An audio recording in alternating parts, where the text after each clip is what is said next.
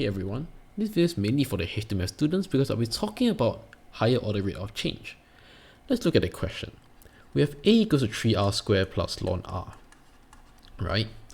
We have dv dA equals to 7 and that v decreases at a rate, so therefore dv dt decreases, so minus, and then we have 2 units per second, so minus 2.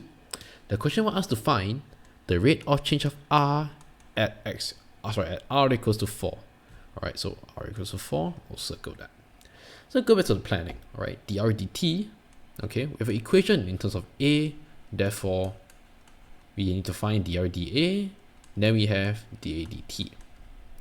Okay, but the question didn't give us dA dt, it gave us instead dv dA and dv dt. So what now? So this is the thing, the question gives you valuable information that will help you find dA dt. So are you able to find dA dt by using dv dA and dv dt? Of course.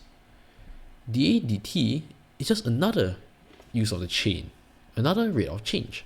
So we have dA dt, let's use dA dv times dv dt.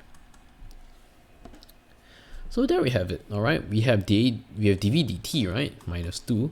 dA dv is basically 1 over dv dA, so that's for 1 over 7. So now we know that dA dt is basically minus 2 over 7. Okay, now we're left with dr dA, which you can find here, because dr dA is basically 1 over dA dr. So we find dA dr first. Alright, 6r plus 1 over r.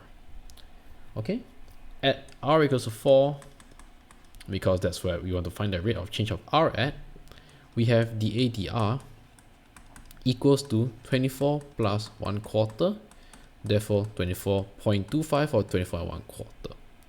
So that's why at dr dt equals to dr dA times dA dt equals to, well, 1 over 24 and 1/4 times, well, dA dt is basically dA dv times dv dt equals to, well, 24 and 1/4 is basically 4 over 97 times dA dv, we know is 1 over 7, dv dt is minus 2, therefore we get minus 8 over 679, and that would be the rate of change of r. So obviously we are missing the units, so units per second, and therefore you write down your statement.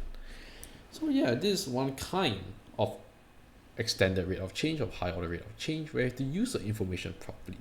Here we go into the thinking, alright, we know that r is related to a, so therefore we start off with that. We have dr dA times dA dt. We realize we don't have dA dt, but instead we have dv dA, so relate to v, and that's where we get the extended rate of change. So yes, this is the extended rate of change for the HTML students.